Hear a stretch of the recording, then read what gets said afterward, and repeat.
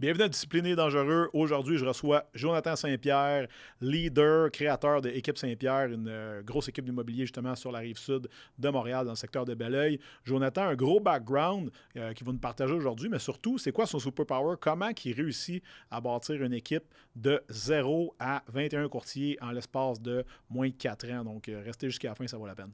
Jonathan Saint-Pierre, bienvenue à Discipliné et Dangereux. Comment ça va? Ça va super bien, merci de l'invitation. Ça fait plaisir, merci d'avoir accepté. Joe, ceux qui ne te connaissent pas, si tu peux te présenter en 30 secondes, aujourd'hui, fin 2023, qu'est-ce que tu fais? T'es qui? Qu'est-ce que tu fais dans la vie? Jonathan Saint-Pierre, je suis papa de 2 enfants, un petit garçon puis une petite fille. Je suis en couple depuis bientôt 21 ans, fait que bel accomplissement. Courtier immobilier, chef d'une équipe de maintenant 21 courtiers dans la région de Belleuil. J'aime ce que j'entends. Pourquoi j'ai voulu t'inviter aujourd'hui, Joe? Premièrement, toi et moi, on remonte à loin, d'un sens. Ce que je trouve le fun, c'est qu'on a commencé à faire du bodybuilding pas mal dans le même temps, dans la même vague, des années 2004, 5, 6. Tout était là un petit peu avant moi. Ouais, 2005 que j'ai compétitionné. 2005, Ouais. moi pareil. OK. Moi pareil, ma première. Ouais. Fait que c'est ça. Fait qu'on était juste, si tu veux, un peu dans la même place. Nitro Gym, Granby. Exact. Fait qu'on avait le même coach à l'époque. Fait que moi, je me souvenais de toi parce que tu avais des énormes pipes. T'es encore d'ailleurs. J'avais le chest wheelé. Ouais, toute la patente. Non, mais c'est vrai, tu sais, je me rappelle. Puis là, un moment donné, je m'en vais au coin de chez nous, là, 2 ans, quelqu'un un peu plus que ça. Quand j'étais au centre expérience, je faisais encore d'entraînement à personne. Puis là, je vois une annonce de, justement, Jonathan Saint-Pierre qui veut un condo. Puis là, je suis comme, Chris, il me dit de quoi, lui? Puis là, je m'en vais sur ton Facebook. Je te trouve. Puis là, je vois que tu viens de Granby. Je suis comme, ah ben, tabarnane, j'ai reconnu. Parce que dans le temps, t'avais des cheveux, tu sais. J'avais des cheveux. Puis moi aussi. Hein? Puis moi aussi. Fait que là, je fais comme Chris, je le connais, lui. Fait que là, je prends le temps de t'envoyer un message. Puis écoute, tu me dis, ben, justement, ça tombe bien, je cherchais un coach. Fait qu'on s'est rencontrés au gym une couple de jours après. On a commencé à travailler ensemble. Puis par la suite, ben, tu sais, on a développé un lien qui va de là, justement, du coaching. Puis on est devenu du chum. Puis c'est pour ça que je voulais t'avoir aujourd'hui parce que tu as une histoire riche que je voudrais que tu partages justement avec toute notre gang. Ouais. Comme la majorité du monde, tu sais, qui attaque l'entraînement, que tu le veuilles ou pas, souvent, ça part d'un manque de confiance en soi. Moi, c'était ça. Puis je pense que toi aussi. Fait que tu peux-tu nous dire un petit peu, ça partait de où tout ça, mettons, dans ton cas, toi? C'est sûr que j'étais un petit gars très, très gêné à l'époque. Beaucoup de manque de confiance en moi. Puis, tu sais, ça a parti, puis c'est loin, là, ça part de super loin. Je me rappelle, juste avant de rentrer à l'école maternelle, fait que ça fait loin. J'étais un gars qui parlait à tout le monde. On est allé à la journée avant que l'école commence. Okay. Et là, je me souviens, j'étais le petit gars qui parlait à tout le monde, puis le monde, il parle trop, cet enfant-là. Et il est arrivé une épreuve, c'est que mon père est décédé, juste avant que je commence l'école à maternelle. Et du jour au lendemain, ben là, je parlais plus. J'ai été comme, c'est comme la coquille. Cette année-là, il n'y a pas une journée, j'étais capable de faire ma journée au complet à l'école. À tous les jours, je pleurais. Ma mère venait me chercher. Puis jusqu'en 4e année, ça a été comme ça. De 5 à 9-10 ans, genre, on peut dire. Right? Exact, exact. Okay. Et là, il y a eu un phénomène, dans le fond, qu'on a déménagé à Bromont. Fait que je restais à Brossard. Et là, quand je suis arrivé à Bromont, ben là, j'ai eu une nouvelle vie. T'sais, personne ne me connaissait, j'ai rebâti une nouvelle vie. Et là, mon frère, il m'emmenait à la boxe. Il me dit ça va faire, il faut que tu reprennes ta vie en main. Et à tous les jours, à 10 ans? À 13 ans. 13 ans, à partir de 13 ans, parce que là, je mangeais des chips puis je jouais au Nintendo. C'est ça que je faisais. Et là, il dit, il faut que tu fasses quelque chose de ta vie. Fait qu'à chaque jour non négociable, le lundi ou vendredi, il me droppait au gym de boxe, puis il venait me rechercher à 8 heures. Fait que de 5 à 8, j'étais obligé d'être au gym de boxe. Fait qu'au début, je faisais juste... Il droppait là, il allait s'entraîner au karaté, puis il me droppait là. Fait qu'au début, ben je voulais pas le faire, fait que j'étais juste assis. Après ça, j'ai commencé à faire de la corde à danser. Après ça, j'ai commencé à faire d'autres choses, tout ça. Puis c'est la première fois que j'ai développé un petit talent, une petite victoire. Puis tout mon secondaire, je me souviens, quand il y avait un sport, baseball, je voulais même pas jouer, je voulais même pas participer parce que j'avais trop de stress, trop de pression, puis j'avais peur que les gens me jugent. Tu sentais comme d'anxiété, mettons, ce moment-là? L'anxiété, tout ça. Okay. Fait que j'allais me cacher plus loin. Quand il y avait, exemple, on a la natation, ben je disais à ma mère, fais-moi un papier du médecin. Fait que j'avais tellement aucune confiance, puis j'avais un ami à l'école. Puis quand lui, il était malade, ben j'allais me cacher dans la forêt, toutes les récréations, puis tout le midi, parce que j'étais tout seul. T'sais. Parce que je ris, mais c'est pas drôle, mais parce que le monde pense que l'anxiété sociale, puis l'intimidation à l'école, ces choses-là, c'est nouveau. Là. Mais Moi, ça a été de même aussi quand j'étais petit cul. Puis, tu sais, je me rappelle encore aujourd'hui. Moi, je saignais du nez tous les jours. OK. Jusqu'à l'âge de 15 ans, no joke, 2 à 3 fois par jour.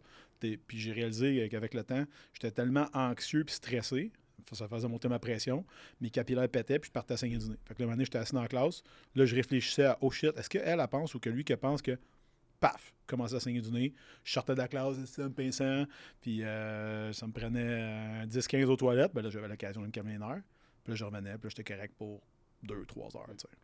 Fait que c'est pour ça, fait que je me cachais dans le bois tout le temps, fait que j'étais tout seul. Et c'est pour ça que quand je suis arrivé à la boxe, ben j'avais un surplus de poids. Puis à l'école, au secondaire, ils m'appelaient Bourg-le-lait. C'est pour Bourlet, mais Bourg-le-lait. Fait que c'était mon surnom. Fait que ça, c'était vraiment difficile. Ça va bien, hein? Fait que j'ai passé, exemple, de 157 livres à 125 livres.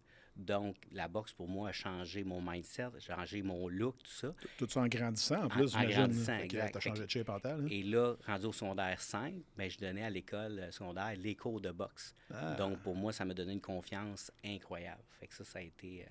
Tu le fait que tu as développé une expertise, mettons, là-dedans. Puis tu sais, tu as la loi des 10 000 heures. Là, je veux dire qu'à force de faire quelque chose de façon répétée pendant assez longtemps, tu deviens bon, très bon, excellent, puis ultimement un maître de ça. Fait que toi, tu as développé une maîtrise dans un sport très jeune qui t'a aidé carrément à sortir de ta coquille. Sortir de la coquille, puis ça m'a donné confiance en moi parce que plus personne osait me dire beau le lait. Ben non, là, ça marchait plus. Là. Un, ça se pouvait que. Un, c'était plus vrai, puis de deux, t'as peut-être mangé une claque. T'sais. Exact. Puis ceux qui venaient au cours de boxe, il y avait les joueurs de football de l'école, puis à un coup de poing.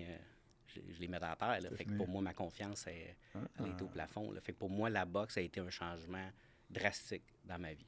Fait que là, tu es rendu à 17 ans, tu gradues, tu finis ton secondaire 5. J'ai pas gradué, non. J'ai lâché l'école. Tu finis l'école. Non, j'ai pas fini. Mais t'arrêtes.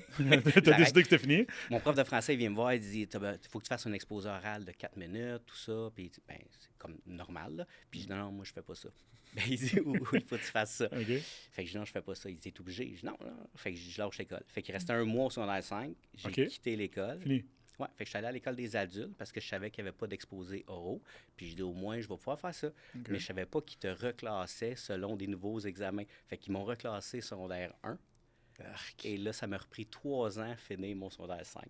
Donc. Fait qu'ils t'ont redescendu selon ton niveau, mettons, à ce moment-là. OK, fait que dans le fond, toi, à l'école secondaire, tu te faisais passer sans trop regarder tes affaires. Exactement. Les autres t'ont évalué comme du monde, t'ont refoutu ça en 1. En secondaire 1. Aïe, aïe. Fait que j'ai tout refait ça en 3 ans. OK. Et après ça, j'ai eu mon diplôme. Après, je suis allé au cégep. J'ai fait une demi-session.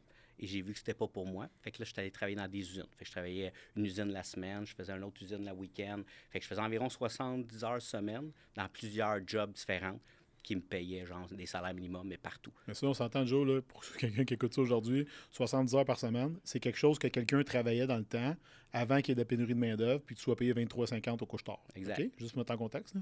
Il y avait ça dans le temps. On faisait de l'overtime pour faire plus d'argent. Fait qu'à l'usine, je payais 7,90. Yes, sir. Puis le week-end, j'étais agent de sécurité, puis je faisais 2-12 heures le week-end. Fait que je faisais mon 40 heures la semaine, plus 2-12 heures. Fait que dans ma tête, c'était comme comment générer le plus d'argent possible. C'était de travailler le plus fort possible. Ce qui n'était pas faux pour les valeurs que tu avais à ce moment-là. Les skills puis que j'avais, c'était parfait. Exactement. OK. Là, fait que là, tu te ramasses une vingtaine d'années.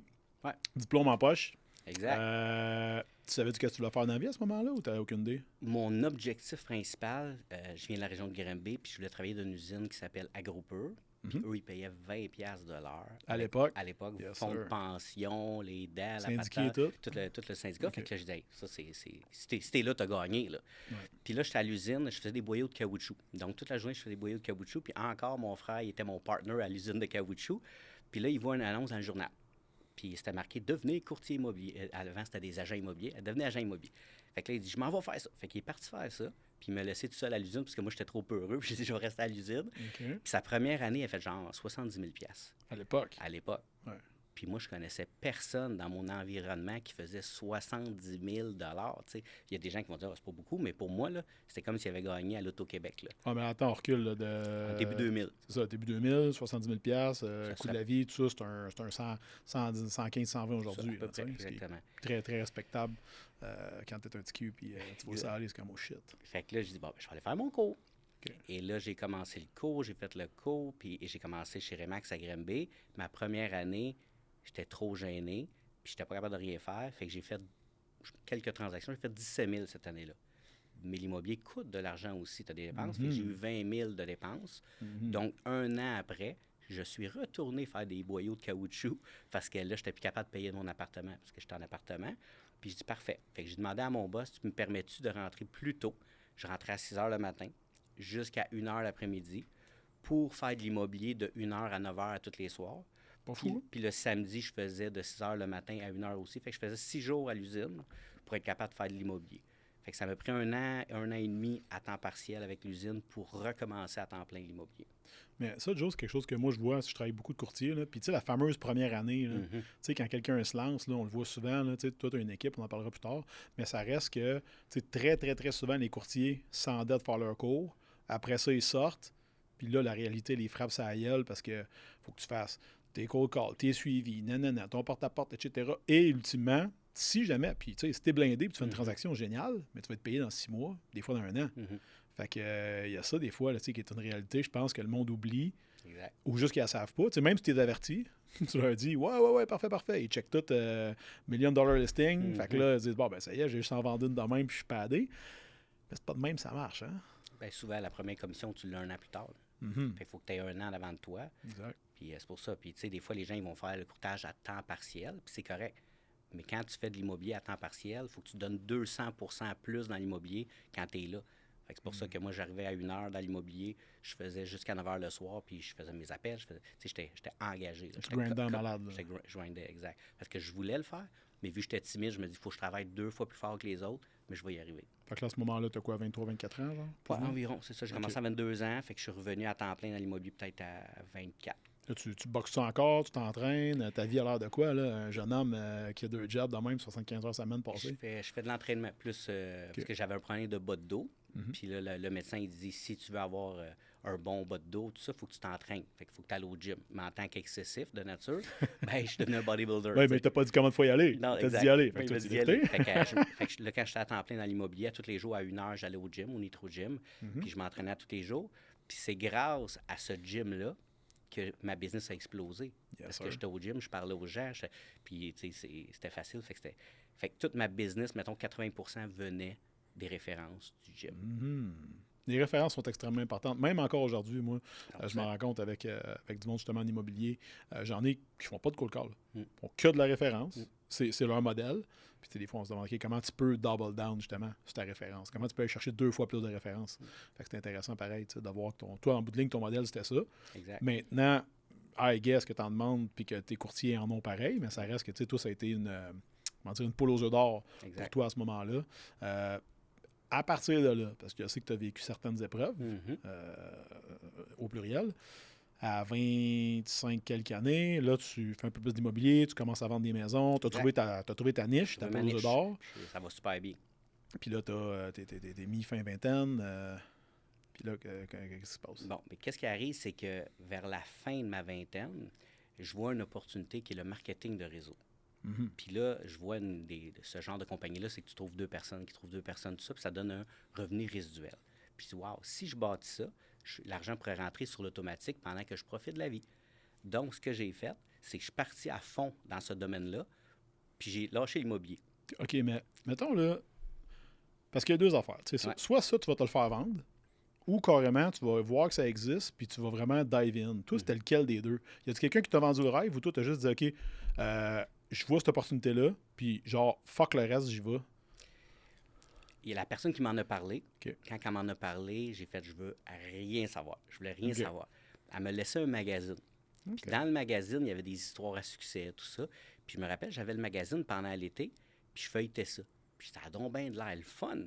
Fait que je m'ai comme auto-vendu grâce à ce magazine-là. J'ai rappelé la fille, puis je dis, j'y vais all-in, j'y vais à fond.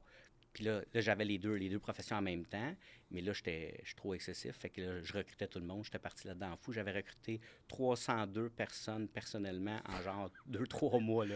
Fait que tout le monde qui respirait, je les adhérais. Là. Mais tu vois, côté immobilier, on l'a vu un peu là, ça, dans les dernières années, parce qu'il y a une nouvelle patente avec un nouveau business model, exact, qui s'appelle EXP, qu'eux autres, tu as du référencement, du recrutement, si tu veux, et du courtage. Tu en as qui sont devenus recruteurs, puis tu en as qui font du courtage, tu en as qui font les deux. Tu sais. Fait que c'est un peu intéressant quand tu vois que même dans ton domaine actuel, c'est comme revenu alentour de...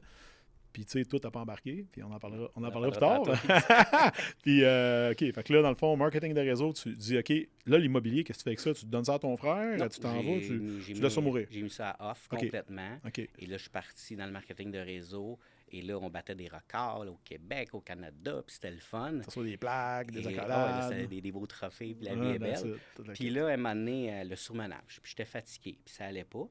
Puis j'arrive à une lumière à Granby avec mon auto. Puis j'avais un auto manuel à l'époque. Puis je tombe d'un pas à lumière. Puis je me réveille, puis je suis plus capable de rembrayer. Je sais plus comment rembrayer mon auto. Je dis, qu'est-ce qui se passe là? Qu'est-ce que c'est ça, tu sais? Puis là, j'arrive chez nous, puis j'avais un kiss qui me poussait dans le cou en même temps. Fait que là, ma femme m'a dit, va donc te faire checker, qu'est-ce que t'as? Je dis, non, je suis juste fatigué, je vais faire une sieste, demain je vais être correct, tout va bien. Fait que là, le lendemain, ça continue. Puis là, le kiss, il grossit pas mal. Puis là, je rentrais au gym, puis je montrais ça au boy, hey, checkez ça, j'ai ça. Puis là, les gars, ils disaient, hey, c'est comme bizarre. C'était rendu genre 5 cm et demi par 3 cm et demi. Ouais. Moi, je pensais que je faisais une mononucléose. Dans ce place-là, d'habitude, t'en as vu des affaires bizarres. Là, quand t'arrives avec ça, c'est que moi, t'as rien mis là-dedans. Là, c'est supposé pas être là. Fait que là, ma femme m'a dit, là, t'as pas le choix, tu t'en vas à la clinique. Fait que là, j'arrive à la clinique. Fait que là, ils checkent ça. Ils ont dit, OK, ben on va te faire une biopsie, savoir c'est quoi. Bon, fait que là, je passe une biopsie. Ils prélèvent une partie du kiss. Et là, ils me disent, OK, les résultats, c'est vendredi prochain, viens nous rencontrer. Fait que là, je vais les rencontrer. Et à 4 heures, j'étais avec ma mère, je me souviens, parce qu'ils m'ont dit, viens pas seul. Puis déjà, quand ils disent, viens pas seul, ça regarde mal. Fait que là, je m'assois, puis, tu sais, ça n'a pas pris 30 secondes. Là. Bonjour, M. Saint-Pierre, vous avez le cancer, on commence la chimio mercredi prochain. Fait que je dis, OK, mais, tu sais pas c'est quoi la chimio, là? T'en entends parler, puis tu fais, OK, dans quoi je m'embarque, là? C'est quoi qui s'en vient, là?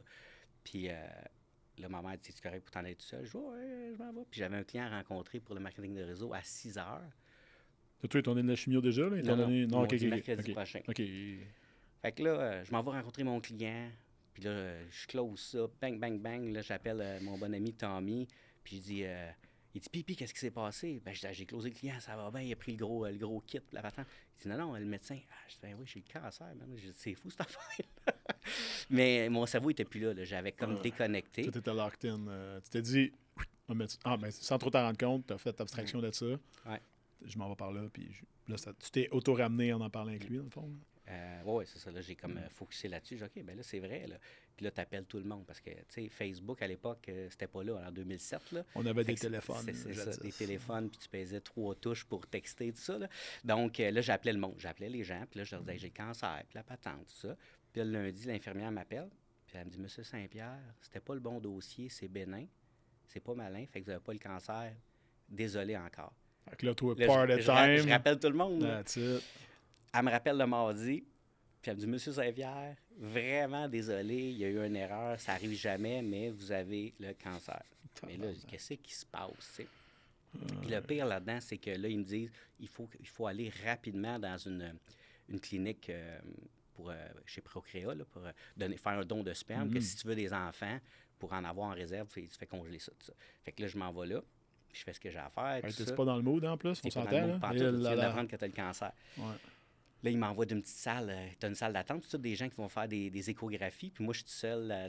Puis là, tu t'en vas dans la toilette. Puis là, tu entends le monde tousser à côté. OK, comme ça marche pas. Là. Fait que là, je réussis. Puis là, l'infirmière, elle m'appelle une demi-heure après. J'étais dans la salle d'attente. Fait que là, je vais le rencontrer. Elle dit, Monsieur Saint-Pierre, elle dit, il n'y a rien de bon, vous êtes infertile. Là, je dis, OK. Elle dit, avez-vous déjà pris des stéroïdes à l'époque? J'avais comme 20 pouces de bras, j'étais gigantesque. Fait que je dis, non, pourquoi vous dites ça? Fait que quand j'ai rembarqué dans l'auto, puis je dis, moi-même, je m'ai scrappé, là, tu sais. Fait que là, ça a été pire, ça, que quand ils m'ont dit que j'avais le cancer. T'es-tu demandé à ce moment-là, mettons, genre, tu sais, c'est le karma, puis je paye mes choix, puis tu t'es auto-flagellé, là? Là, je regardais en haut, là, puis je voyais plus de lumière pantoute, là. Je dis, qu'est-ce qui se passe, tu sais? Puis là, ils m'ont dit, reviens demain, puis c'est le dernier test, sinon, si la chimio commence, puis tu peux plus après, là. J'étais comme... Fait que là, à l'époque, je m'étais emmené une TV portative, je m'étais emmené des écouteurs, je m'étais emmené des films, puis je dis, là, c'est là que ça se passe. Fait que là, ils ont réussi à récupérer 10% qui était correct, et ça a fonctionné, tu sais. Mais la beauté de ça, après ma chimio, j'ai eu 2 enfants, sans avoir besoin d'utiliser qu'est-ce que j'avais mis en réserve, puis il me ressemble. D'après moi, c'est moi le père. Ouais, je te confirme, j'ai vu ton gars. J'ai vu ton gars, garanti. Ouais. Fait que là, la chimio commence. Fait que là, tu sais pas c'est quoi, chimio, t'arrives là, puis là, ça va vite. Là, il t'assoit, il dit, OK, pour les 5 prochaines heures, on te plug, on t'injecte ça dans le bras. Puis là, elle me dit, si ça fait trop mal, tu nous le dis. Tout est comme, Je suis ouais. tough, t'es tough, let's go, Ah, envoie-moi ça. Mais là, moi, c'est comme je suis le bord de tomber dans les pommes. Là. Puis là, ils viennent me mettre des débarbouillettes d'eau frette avec de la glace dans le front. Puis elle dit, est-ce que ça fait trop mal? Je dis, non, je suis capable d'en prendre. Puis à un moment donné, ils m'ont brûlé les veines parce que c'est une brûlure chimique, parce que le débit était trop fort. Fait que j'ai fait une phlébite. Fait que je me souviens, le 24 décembre, j'étais à l'urgence pour des phlébites des bras. J'étais avec ma femme puis mon ami Tommy. Puis j'étais comme, my God, c'est comme, il n'y a rien qui va. Là, Mettons, ça fait quoi? Ça fait peut-être 3-4 mois, genre? Ouais, donc, là, toi, en l'espace de 3-4 mois, ta vie change. il change. De même, au complet. Je peux plus travailler. Ma femme a arrêté de travailler parce qu'elle me supportait. Là, je savais pas. Mais tu sais, quand tu es travailleur autonome, tu n'as souvent pas d'assurance, tu n'as rien. Exact. Et il y a un médicament qui s'appelle le Neupogène qui va augmenter tes globules blancs, qui est ton système immunitaire, pour avoir la chimio. Mais là, le médecin, il dit ça coûte 600 $ par semaine, puis c'est pas couvert.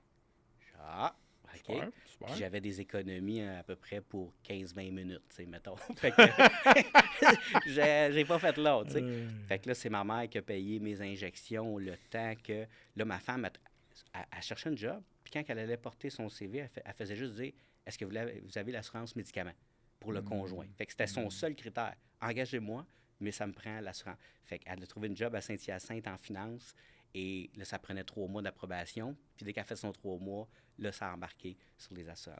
Fait que... toujours été ton pilier, pareil, ta femme. Exact. Puis, moi, je les ai vus souvent dans les années, puis il y a de quoi de beau puis de peu là-dedans. Là. Honnêtement, moi, je suis un gars qui fonce, mais si elle n'est pas là pour m'appuyer, je fais comme n'importe quoi. Moi, je vais vite, puis elle arrange tout en arrière, puis tout est beau, tout est parfait. Mais c'est ça. Fait qu'une chance qu'elle est là, puis une chance qu'elle était là à cette époque-là. T'sais. Mais c'est une belle preuve de résilience, entre autres. Puis le podcast s'appelle Discipliné dangereux. Ben, t'es quand même resté très tight, fort, puis drette là-dedans. Puis moi, je te connais justement comme un gars qui t'es capable de te montrer vulnérable. Puis ultimement, je pense que ça a beaucoup impacté ton leadership. Ce qui fait que tu as toujours été capable de monter des équipes. Parce que là, on recule. Marketing de réseau, c'est que du montage d'équipe, parce qu'en bout de ligne, c'est pas vendre le cossin qui est payant, c'est trouver des gens qui le font. T'sais. Exact. Fait que toi, tu as fait ça là. Là, plus tard, pour faire un petit fast-forward, fais de l'IMO, après ça, lâche l'IMO, après ça, reviens en IMO. Puis là, quand tu es reparti en immobilier, tu t'es dit, je repars ça tout seul, tu t'es dit, je pars avec du monde. Comment tu as attaqué ça? Mais avant ça, après la chimio, j'ai refait du marketing de réseau. T'es reparti? Pendant genre un autre 8 ans. Là. Parce que là, moi, je me dis jamais je vais retourner courtier immobilier. Moi, je recule pas en arrière. Moi, je suis un gars qui regarde en avant. Je vais en avant. Puis, tu sais, ça m'a tenté, là. Puis, je dis non, je peux pas. Tu sais, qu'est-ce que les gens vont dire, tout ça, tu sais. Fait que moi, je dis, je vais me rendre au bout de cette affaire. Bon vieux regard des autres, hein? Fait que je vais me rendre au bout. Donc, là, j'ai fait 4 compagnies dans ma carrière. Puis, tout le temps, j'allais au maximum des compagnies. Puis là, c'était le fun. Puis, tout d'un coup, ils changeaient le plan de rémunération. Puis là, je perdais mes revenus, mais je perdais mes leaders. Puis là, je dis, c'est pas grave, moi, je vais le faire. Moi, j'étais un guerrier, je vais aller jusqu'au bout. Et la dernière compagnie que j'ai faite, on a battu vraiment les records partout au Canada. C'était incroyable. Puis depuis 12 ans, je bâtissais des relations avec des leaders à travers le Canada, les États-Unis, en Europe. Puis là, qu'est-ce qu'on a bâti? C'était phénoménal. Mais on comprenait tellement bien le plan de rémunération qu'il y a tellement d'argent qui sortait du plan de rémunération que la compagnie nous a appelés. Puis ils nous ont dit, là, on va couper tous les bonus parce qu'il sort trop d'argent. Je dis, ouais, mais c'est juste qu'on comprend le plan puis on le maximise, tu sais. Ouais, mais pour l'instant, ça marche pas, fait que on va tout couper les bonus. Donc, du jour au lendemain, tous mes leaders sont partis. Tout s'effondre, dans le fond, parce que tu changes les règles du jeu. Ouais. On le voit beaucoup ça en automobile. Là. Je trouvais ça intéressant. Moi, j'étais avec une fille qui était FNI pendant un temps, puis elle faisait tout le temps 4-5 ans dans un garage. Parce que là, il brûlait les FNI. Après ça, il amenait des nouvelles avec des standards très bas, des bonus très hauts. 1 an, 2 ans. Là, chaque fois que tu atteins tes objectifs, ils montent l'objectif chaque année. Fait que là, rendu après 4-5 ans, c'est impossible. Sac leur camp, s'envoie ailleurs. Ils profitent du même système. Puis eux autres, ils repartent en neuf, ils mettent le départementaire, réengagent, puis ils recommencent. T'sais. Fait que je trouve ça très intéressant parce que ça reste que c'est un peu le même principe. T'sais, tu donnes un goal, tu l'atteins, je t'en demande plus, jusqu'à temps qu'à un moment donné, c'est impossible à atteindre, ben là, tu sacs ton camp ailleurs, tu recommences. Ils ont tordu du citron. Exact. Fait que c'est ça. Fait que là, je m'ai ramassé plus d'équipe, mais je dis non, je vais leur prouver, je suis encore capable, puis je vais rebâtir des équipes, tout ça. Mais c'est là que je suis allé au bout de ma capacité physique et mentale. Puis là, je voyais plus clair. Je n'étais plus capable d'avancer. J'étais plus capable, mentalement, j'avais retombé. J'étais plus capable de rentrer d'un restaurant. J'ai un de mes amis qui a fait un lancement de son livre. OK. Puis je me souviens, je m'étais habillé en habit, j'avais mis ma cravate. Puis j'ai pas été capable de sortir de chez nous. Je m'étais assis sur le bout de mon divan, puis je broyais. Puis j'ai dit, OK, là, la confiance, le mindset vient de recasser. Là. Fait que c'est pour ça que là, je dis, il faut que je fasse quelque chose d'autre. Mais mon mindset, vu qu'il est brisé, ben je vais refaire de la vente. Je vais juste me trouver une job de vendeur. Mais présentement, là, quand tu n'as pas de diplôme, je suis pas bilingue, je parle pas anglais. Là. Puis là, j'allais porter mes CV, puis j'étais allé à des compagnies de placement, tout ça. Puis là, quand je me vendais, puis j'ai été vice-président de marketing de réseau, puis j'étais champion du monde de ça. Puis ils disent, ouais, mais dans ton CV, là, ben, ça vaut 35 000, 45 000. Puis je dis, ben, par mois. Ils ont dit... Ah, par mois? Ah, OK. Ils ont dit par année. OK. J'ai dit, OK. Fait qu'ils ont dit, si t'as pas de bac, t'as pas rien. Puis là, je dis, ouais, mais moi, ça me prend au moins, tu sais, minimum 80, 85 000, tu sais. Puis il a dit, ben, c'est pas ça que tu vaux. Ben, je dis, engage-moi, je vais te le prouver. Ouais.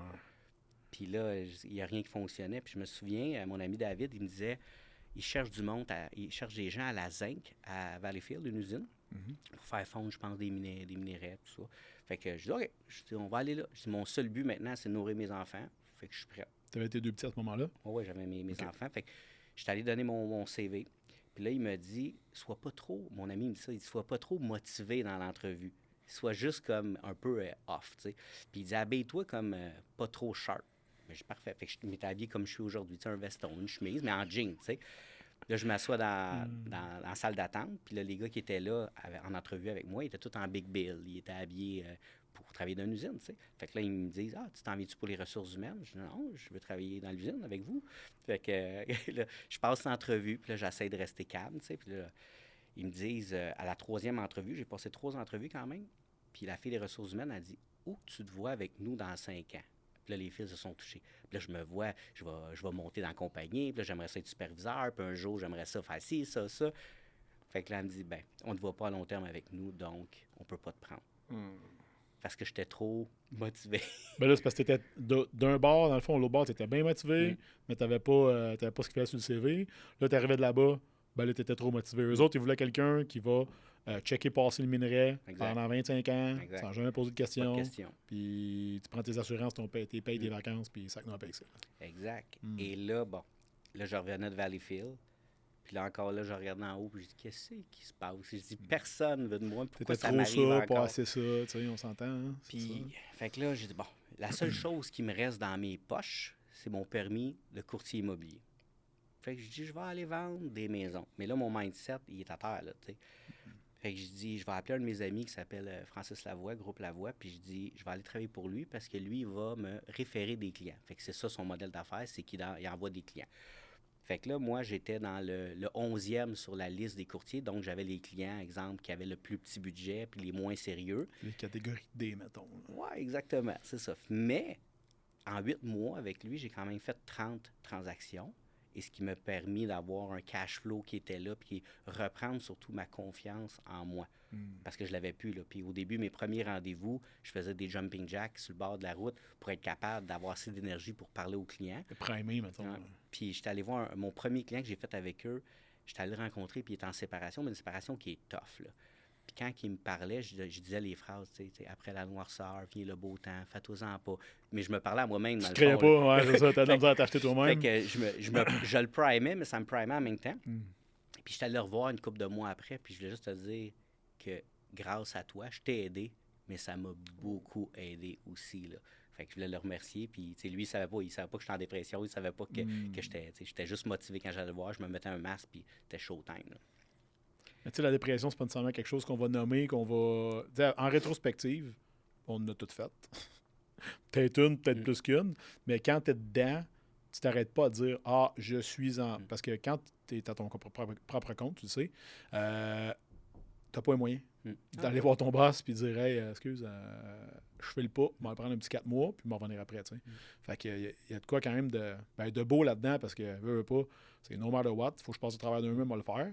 Là, j'ai pas l'énergie, mais je vais le faire pareil. Fait que, tu sais, je pense que c'est de quoi que tu as amené aujourd'hui, que, tu sais, là, éventuellement, tu as rebâti une équipe, Right? Puis c'est moi, quand je t'ai connu, ben là, tu avais, je pense, 8-10 courtiers peut-être, environ. Puis là, ben chaque année, tu en as rajouté 4-5 autres, dont des personnes que je connais. Fait que tu sais, il y a de quoi de le fun là-dedans. Puis justement, quand quelqu'un m'avait parlé cette année, puis qu'il me demandait, tu sais, là, je check peut-être pour me dans l'équipe. Puis là, je regarde si je regarde ça, une personne justement qui est rendue chez vous. Ben, j'ai dit, appelle Joe. Je dis, appelle Joe. Moi, je te garantis 2 affaires. Premièrement, il va t'écouter, pour de vrai. Je dis, puis si tu fais chez eux, il va te le dire. Puis si tu fais pas chez eux, il va te le dire aussi. Tu sais, puis il va vraiment venir pour te servir. Puis je sais que c'est quelque chose ça, que tu as dans toi. Puis il va pas s'en venir en disant, ah oui, parfait, viens-t'en chez nous, no matter what. Tu fites pas, on te veut pas, on n'a rien pour toi, mais je vais te prendre pareil, parce que je vais faire des chiffres sur toi si tu en fais, puis je t'encadrerai pas si t'en fais pas. Fait que, puis je savais très bien, justement, que, tu sais, si vous embarquez ensemble, ben, tu allais bien le chapeauter, parce que t'es un gars qui est extrêmement humain. Ça, c'est ce que je veux, l'espèce de point que je veux qu'on fasse là, aujourd'hui. Là. Qu'est-ce que tu as appris dans ta vie, dans ton système de support, dans le marketing de réseau, un cancer, un petit gars qui n'avait pas confiance en lui, qui finalement en a développé une, qui l'a perdu, qui l'a regagné, qui l'a reperdu, qui l'a regagné, que tu te sers aujourd'hui quand tu élabores justement, puis que tu montes une équipe de maintenant 21 courtiers en 2023 dans un domaine où que, techniquement en ce moment tout le monde rapetisse. Toi, tu grandis. Oui, bien la base, je voulais pas une grosse équipe. La base, quand j'ai démarré l'équipe, je voulais juste un ami pour faire de la prospection. Ouais. Ce qui est un très bon système, by the way, si vous écoutez ça aujourd'hui. Là. Donc, moi, j'ai dit, OK, ben c'est plate de faire de la prospection, de la sollicitation tout seul. Puis quand tu es courtier immobilier, tu es toujours avec plein de gens, mais tu es tout le temps tout seul. Ouais, puis je dis, je m'ennuie. Donc, je m'étais associé avec quelqu'un et on faisait nos appels ensemble. Puis ça a démarré comme ça. Là, fait que l'objectif n'était pas d'avoir une grosse équipe. Ensuite de ça, l'overflow de clients, bien là, on dit, on va engager une courtière. Après ça, ça a grossi 2 courtières. Avez-vous de l'admin à ce moment-là? J'avais une adjointe. Ou une courtière qui en faisait un peu, tout ça? Non, j'avais une adjointe, Okay. mais elle ne fournissait pas parce qu'elle n'était pas assez multitask. Fait que ma femme a travaillé à l'époque à l'école de mes enfants. Et là, j'ai dit, chérie, j'ai besoin de toi à l'interne. J'ai dit, ça me coûte trop cher que tu ne travailles pas avec moi. Fait que là, elle est venue travailler avec l'équipe. Et là, dans le fond, on a engagé un 3e courtier, 4e courtier, 5e courtier. Elle a eu confiance en toi, en Chris, pareil. Dans tout ça, là. Ouais, mais vraiment, jour zéro à aujourd'hui, tu sais, je veux dire, elle a eu confiance que tu avais besoin d'un médicament que tu ne mourrais pas, right? Puis au travers de tout ça, elle a tout le temps eu ton bac. Hein?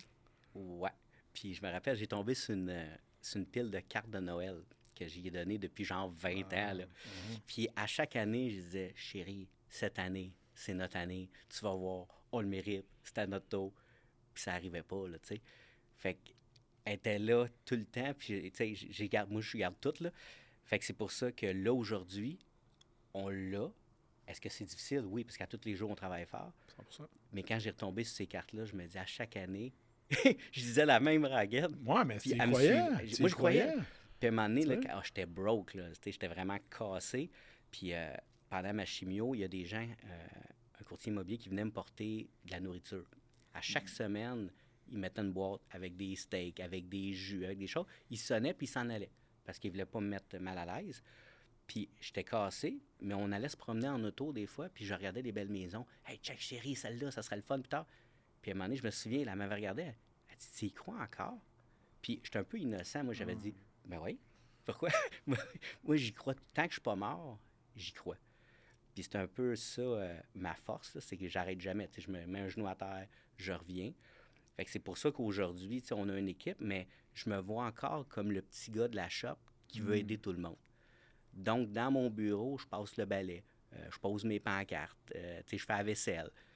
Fait qu'en étant pas au-dessus, même mes adjointes, je suis pas au-dessus, je veux pas être le patron, je me mets au même niveau que tout le monde.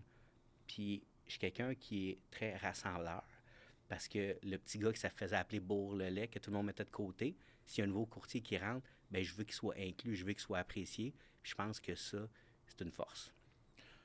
Ça, c'est du leadership que tu as développé au travers de toutes les places que tu as passées auparavant, ou est-ce que tu le veuilles ou pas, tout le monde avait à gagner, tout le monde, toi inclus, que tout fonctionne bien. T'sais.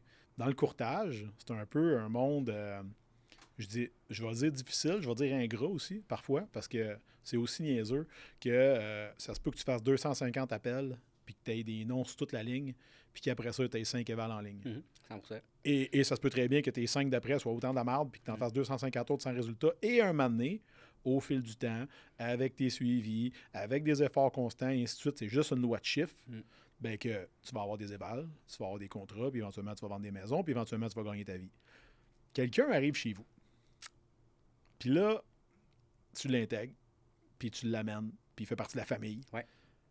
Comment tu fais pour, justement, bâtir cette espèce de confiance-là en lui ou en elle, puis qu'il ait la fortitude, puis essentiellement, qu'il te trosse assez pour dire, OK, Joe, dis-moi quoi faire, m'a te truster, je vais le faire, puis ça va marcher. Parce que c'est un peu ça que tu leur vends. Exact. C'est beaucoup, en fait.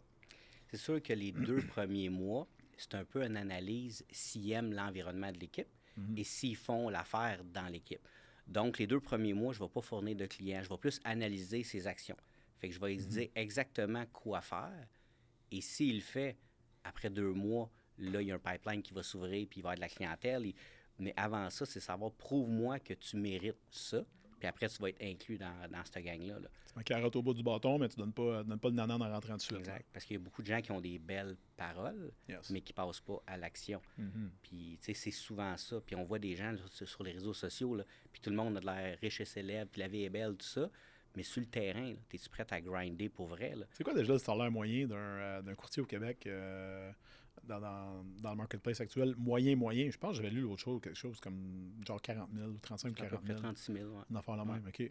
De moyen, là. Fait que ça veut Moyen. dire que t'en as des moins, puis t'en as, tu sais, chaque fois que quelqu'un fait 250 000 ça veut dire, dis-toi qu'il y en a un méchant paquet qui ont fait entre 0 et 30. Ouais, là. ben c'est ça. Les chiffres en Ontario ont sorti, puis ils disaient que c'est 44 des courtiers en 2022 ont vendu 0 maison. C'est pas beaucoup, 0. Là. Pas beaucoup à 0. Puis la plupart des gens ont travaillé On travaillait. à peu près autant que ceux qui en ont vendu. Parce que souvent, les gens, ils 15, pensent 20, que c'est 30, facile. Puis là, tu sais, tu commences, ben, les gens que je connais vont m'appeler. Non, ils t'appellent pas. Parce qu'ils veulent quelqu'un qui est crédible. Ils veulent quelqu'un qui est capable de vendre leur maison. Fait que c'est pour ça qu'au début, tu sais, le plan de match, c'est la sollicitation, la prospection, d'appeler tes gens que tu connais pour leur annoncer que tu es courtier immobilier, pas qu'ils appellent quelqu'un d'autre. Fait qu'on travaille là-dessus les 2 premiers mois. Puis une fois qu'il est capable de faire la job, là, je vais y envoyer un client. Parce que Tu préfères-tu quelqu'un... Excuse-moi, je te coupe. Ouais. Tu préfères-tu quelqu'un qui arrive chez vous comme déjà cassé, qui travaillait déjà, ou qui commence pur et dur? T'as-tu une préférence ou ça change rien? bon, ma mentalité, avant que mon directeur des ventes arrive, moi, je voulais vraiment quelqu'un qui sorte de l'école Green. pour le mouler à Ouais. ma façon. Ouais. Mais ce que je m'ai rendu compte, c'est beaucoup d'énergie. C'est l'enfer. Puis après quelques mois, peut-être 1 an, il n'a jamais vu d'autre chose.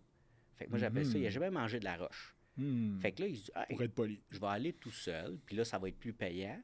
Puis là, il arrive tout seul, puis il se rend compte qu'il y avait beaucoup de choses. Tu sais, les adjoints qui sont là, les clients, tout ça. Fait que maintenant, j'aime mieux quelqu'un qui a au moins 6 mois d'expérience, qui a mangé de la roche, puis que là, il est prêt à manger du filet mignon. Tu sais. Comme ça, il peut apprécier le plus-value que tu y offres de Exact.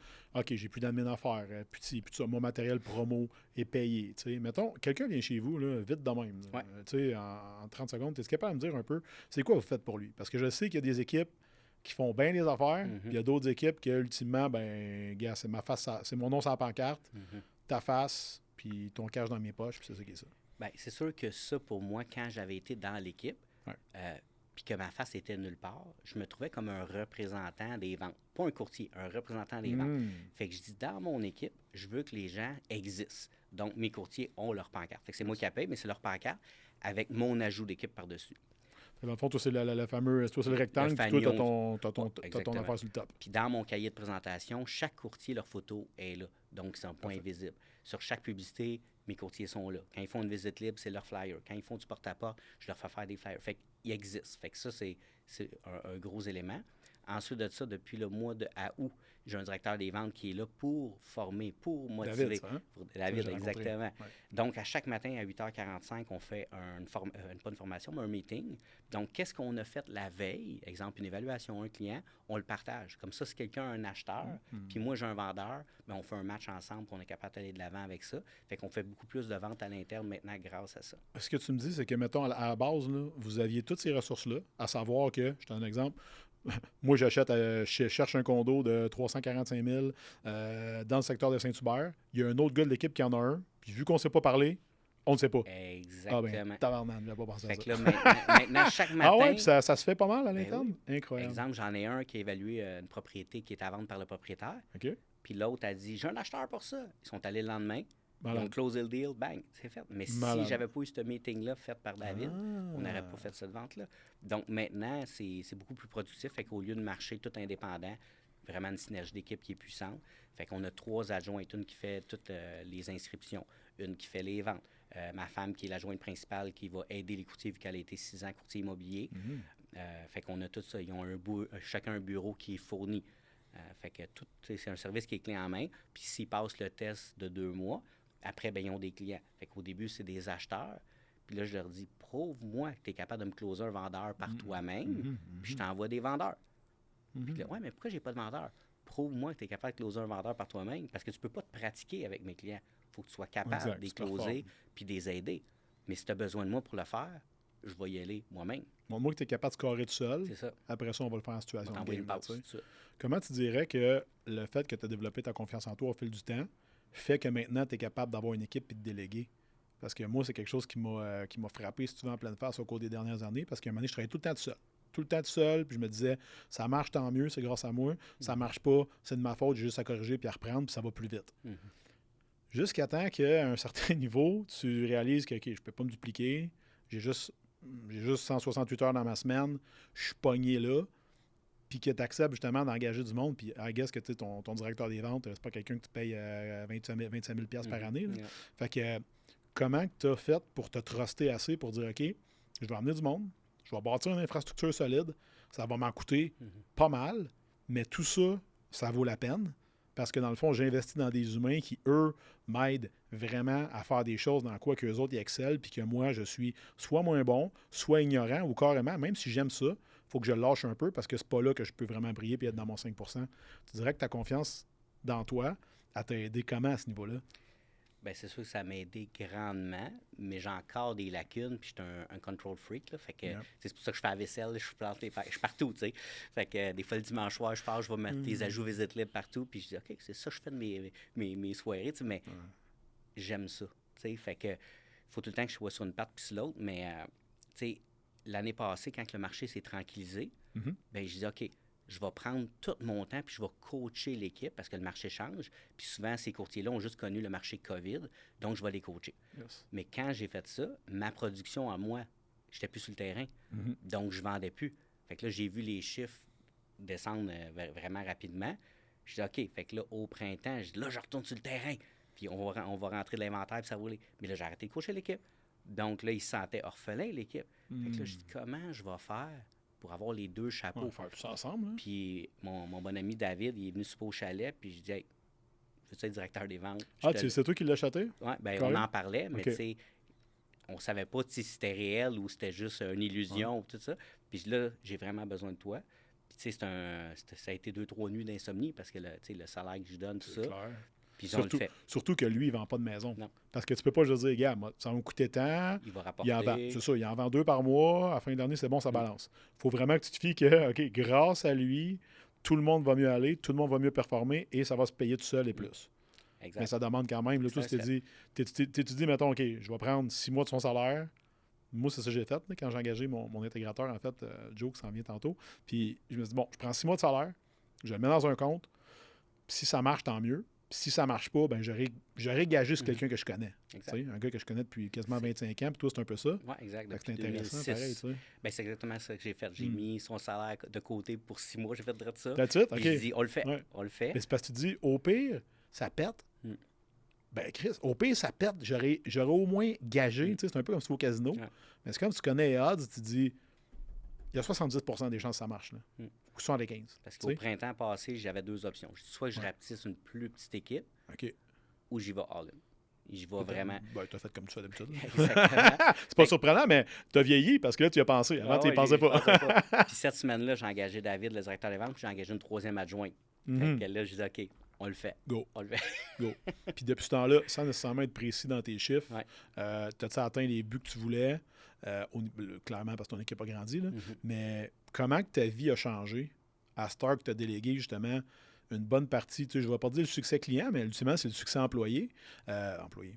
équipe qui fait maintenant, dans le fond, que vos clients sont mieux servis, il y a moins de délais, puis tu as des choses aussi, lui, il te protège. Sa job, c'est de te protéger puis d'éviter que les problèmes se rendent à toi, tu sais, d'une certaine manière. Tu n'es plus accessible maintenant par 21 courtiers, tu es accessible par une personne. C'est quand tu ne jumpes pas par-dessus. C'est normal. Non. On fait tout ça. Mais on est en transition. OK. Parce que, tu sais, David n'est pas courtier. Donc, Ouais. s'il y a des questions de courtage, les gens se réfèrent à moi, puis c'est correct. Mais, tu sais, tranquillement, ben, les gens comprennent que lui, il peut plus aider sur certaines choses. Ça, mais, tu sais, c'est toute une habitude puis de changer comment que les gens ils font. Parce que, tu sais, moi, si un courtier m'écrit à 10 h le soir, je réponds instantanément. S'il m'écrit un samedi soir à 11 h puis je suis pas couché, je vais répondre. Fait que, tu sais, Tu as monté un genre de playbook, mettons, une espèce de OK, voici les questions, toutes les questions que je reçois dans une année, là, ou presque. Là. La question, la réponse, la question, la réponse, la question, la réponse. Puis de monter un genre de ressources à l'interne, parce qu'on s'entend, là, tu en as 21. Si un jour, tu en as 121 courtiers, puis tu en as 121 qui te textent le soir, tu vas peut-être perdre de peu de cheveux qui te restent, mettons. Là. Comme comment tu vois ça, la croissance pour toi au cours de la prochaine année, 2 ans, 3 ans? Je sais que tu es un gars qui voit en avant, puis que tu as des grosses ambitions. J'ai engagé quelqu'un qui, dans le fond, qui va restructurer l'administration, qui va restructurer l'équipe. Elle a fait juste, dans le fond, des SOP. Elle s'occupe juste de ça. Elle vient 2 fois par semaine dans l'équipe, puis elle est en train de tout mettre ça en place. C'est fou, hein, tout ce que tu as dans ta tête, puis que tu prends pour acquis que non, j'ai montré à lui, ouais, mais tu l'as montré à lui, mais pas à elle, mais elle, ils font tout différent. Fait que là, tu réalises, OK, dans le fond, il faut que ça devienne un McDonald's, entre parenthèses, puis que tout le monde fasse ça pareil, moi inclus. Moi, je pense que c'est ça qui est le plus dur, c'est de dire, OK, moi, je peux pas juste y aller en diagonale parce que je sais comment ça marche. Là, il faut que je le fasse comme tous les autres pour que si c'est Jonathan ou Raphaël ou Edith qui fait la transaction, elle est faite pareil. Tu sais. Fait que là, on met ça en place, puis 2024, c'est l'objectif de tout qu'il y ait des procédures pour chaque chose. Là. Tout va être en procédure, écrite et en vidéo. Fait que quelqu'un veut savoir comment faire une visite libre, soit tu lis ou soit tu écoutes la vidéo. T'as le choix. T'as le choix, exact. Ouais, on a fait pareil nous autres chez nous. Ça aide dessus. tellement. Mais avoue qu'au début, tu dis, bon, on va faire ça, quoi. SOP, ça va prendre 2-3 semaines, c'est fait. Ça prend genre 2 ans. C'est jamais fini. Puis là, à chaque fois que tu fais de quoi de nouveau, tu dis, oh shit. Là, t'envoies quelqu'un, tu sautes par-dessus David pour répondre à quelqu'un. Fais ça de même. Là, maintenant, ça sort des meetings. Ah, je t'ai dit de faire ça de même l'autre jour. OK, on le fait en procédure. Non. Là, ça fait que, dans le fond, pour aller vite, on s'en rend pas compte, mais on est comme selfish. On pense juste à nous autres, à résoudre le problème parce qu'on...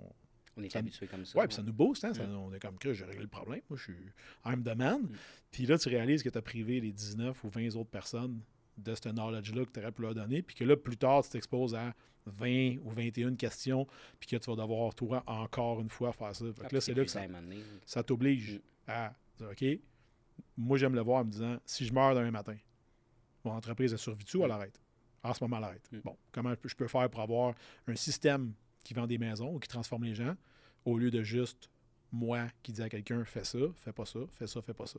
Fait que exactement. C'est pour ça que faut que tu aies la mentalité de courtier immobilier versus tu t'en vas vers entrepreneur. Fait que là, je suis en train de bâtir ma PME, puis souvent, c'est ça que ma femme m'a dit, ouais, mais t'es pas un CEO, un propriétaire d'entreprise, mais je dis, ben, j'ai pas le choix. J'ai pas le choix parce qu'il faut que je le gère. Là. Ouais. Fait que, tu sais, je suis là-dessus. Imagine, c'est soit tu en engages un, fait que tu t'engages un CEO qui coûte pas payé cher, right? Puis tu sais, mais un CEO, en fait, tu es très visionnaire. Tu es très visionnaire. Moi, je pense que tu as ce qu'il faut. Après ça, tu sais, l'histoire là-dedans, là, c'est qu'avant, tu étais dans 2 postes. À ce temps que tu as David, ben là, tu peux t'en aller plus dans ta chaise de visionnaire, puis d'avoir des idées de grandeur complètement débiles que, tu sais, t'en as, mettons, 8 sur 10 que tu passes par lui et qui est comme, ben non, on peut pas faire ça cette année. On met ça dans le bac à idées, on ressort ça en meeting dans 3 mois. Fait que là, toi, OK, c'est beau, c'est fait. C'est canné. Fait que lui, il va te protéger. Puis le fait que, tu sais, lui, te protège, mais c'est un peu le principe d'une équipe de hockey. Lui, il va dans les coins chercher des pucks, il répare ce qu'il a réparé, puis toi, tu penses à créer des jeux. Fait que ça vous permet d'être là-dedans. Avant, tu faisais 2 jobs. Fait que c'est sûr que tu peux pas être un bon CEO quand tu es les deux. Commencer à être fatigué. C'est clair, c'est clair. Ouais. Fait que ça, tu vois, c'est 2 bonnes affaires qui sont vraiment, vraiment solides pour toi. Je sais, Joe, tu es un gars, tu prends soin de ta santé, tu fais des soins, tu as tellement été mis au test. Comment tu fais pour te garder là, en peak performance pas mal tout le temps? Parce que moi, je vais le dire comme du monde, je t'ai vu plusieurs fois par semaine pendant un bon bout, puis toutes les fois cette année que je t'ai vu, tu es tout le temps sharp, tu es tout le temps à l'heure et en avance, tu es tout le temps, je vais dire, bien peigné, bien habillé, tout le temps bien habillé, tu es tout le temps en tête sur tes affaires. Comment tu fais pour te garder autant régulier et productif dans une semaine, parce que je sais que tu es là pour tes kids, je sais que tu entretiens ton cercle. On s'est vu une couple de fois dans des combats d'MMA, ces affaires-là, ben pas qu'on se batte ensemble, là, mais qu'on allait regarder. Puis tu sais, tu es tout le temps le gars qui organise, tu mets les affaires tête, on arrive là-bas de telle heure, tu sais, ce niveau d'organisation-là puis de discipline personnelle, tu traînes ça partout. Comment tu fais pour justement te garder accountable à ces hauts standards-là? Encore là, ça part de loin. Puis je me souviens, tu sais, quand j'ai commencé à travailler à 13 ans, je lavais de la vaisselle. Puis j'arrivais une demi-heure avant mon chiffre. Puis j'allais bûcher des patates. Puis je faisais à 13 ans, je faisais des 12 heures tout l'été. Fait que ça part de là. Puis j'ai toujours gardé ça. Puis quand j'ai fait du sport, bien, j'ai gardé cette éthique de travail-là. Mais quand j'aime quelque chose, je le fais à 200%. Fait que c'est sûr que moi, mettons, je suis un gars quand même stressé puis angoissé dans la vie. Fait que si je suis en retard, ben je vais angoisser. Fait que j'aime mieux partir d'avance. Tu sais, je suis arrivé 1 heure d'avance ce matin. J'étais dans le parking. Je me demandais à quelle heure tu allais arriver pour le faire. Je suis arrivé 1 heure d'avance. Fait que je dis, s'il y a un accident, je vais être à l'heure. S'il y a quoi que ce soit, je vais être à l'heure. Fait que c'est comme ça. Puis quand je travaillais en équipe, en immobilier avec mon frère, lui, il disait, même si on est 5 minutes en retard, c'est les gens qui ont besoin de nous. Mais je dis, on peut pas penser de même. Je dis, par respect, je vais toujours... Moi, si je suis à l'heure, je suis en retard. Fait qu'il faut que je sois au moins 5 minutes. Fait que ça vient de loin, là. Puis, tu sais, l'éthique de travail, tu sais, je le traîne partout. Puis, tu sais, je suis un des premiers arrivés au bureau, puis je suis le dernier parti souvent. Puis, tu sais, j'aime ce que je fais. Mais si je fais quelque chose que j'aime pas, je serai pas là, tu sais, pas en tout, là. Puis, tu vas le savoir, là. Fait que, tu sais, c'est ça. J'essaie de trouver des choses que j'aime. Puis, l'organisation, ben tu sais, vendre des maisons, j'adore ça.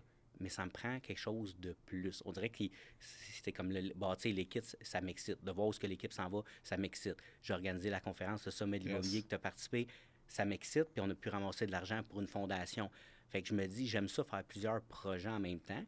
Puis imagine s'il m'aurait engagé à l'usine, sûrement que mon âme, mon esprit, ça serait morte, là. Fait que c'est pour ça que j'étais un gars à plein de projets, puis c'est ça, j'arrête jamais. Puis des fois, je me dis, pourquoi je fais tout ça, là? Mais c'est ça qui m'allume. Puis tu sais, le gym, tu sais, dès que j'ai un loose dans la journée, je m'en vais au gym, même si c'est juste une demi-heure, bien, je fais un entraînement d'une demi-heure rapide, je repars, puis tu sais, fait que j'essaie de me garder en forme, puis en shape, puis c'est important aussi, là, parce que plus qu'on vieillit, plus qu'on faut prendre soin de nous, là. Yes. Ouais. On achève, Joe. C'est un petit exercice que j'aime bien faire. Tu sais, un moment donné dans notre vie, il va y avoir une petite roche avec notre nom dessus, avec une date de début, puis une date de fin. Un peu comme un produit sur une tablette. Mais un petit trait entre les deux. Ouais. Le petit trait entre les deux, ben, c'est qu'est-ce qui s'est passé finalement entre l'année que tu es né et l'année que tu es parti. T'aimerais que ça signifie quoi, toi, ce fameux trait-là, mettons, qu'on pense à Joe Saint-Pierre, là, qu'on se dise à la fin de tout ça, dans bien longtemps, bien longtemps, qu'on se rappelle de toi, pourquoi? Ben mon but, c'est d'inspirer. D'inspirer, la première chose, c'est mes enfants puis ma femme. De toujours me battre pour eux. J'ai failli give up, là. J'ai failli, là. Puis à un moment donné, je m'y retrousse les manches, puis je dis, c'est pas vrai, je vais give up. Fait que, tu sais, tous les gens en dehors de tout ça, c'est correct, tu sais. Mais c'est vraiment que eux s'en souviennent. Puis mon père était pas là, tout ça, puis je me dis, j'ai la chance de pouvoir être là, puis je vais me battre jusqu'à mon dernier souffle pour eux, tu sais. Fait que c'est ça mon pourquoi, tu sais. Droit au cœur, man. Merci. Puis, merci pour ton temps. Joe, si on veut te rejoindre aujourd'hui, si on veut en savoir plus sur ton équipe, acheter une maison, un chalet, quelque chose, on te rejoint comment? Oui, sur équipe-saint-pierre.com ou sur Facebook, sur Instagram. Je suis assez facile à rejoindre, Jonathan Saint-Pierre. Fait que je suis assez facile à retrouver. J'ai toujours la même coupe de cheveux. That's it. Merci pour ton temps, man. J'apprécie. À bientôt. À bientôt.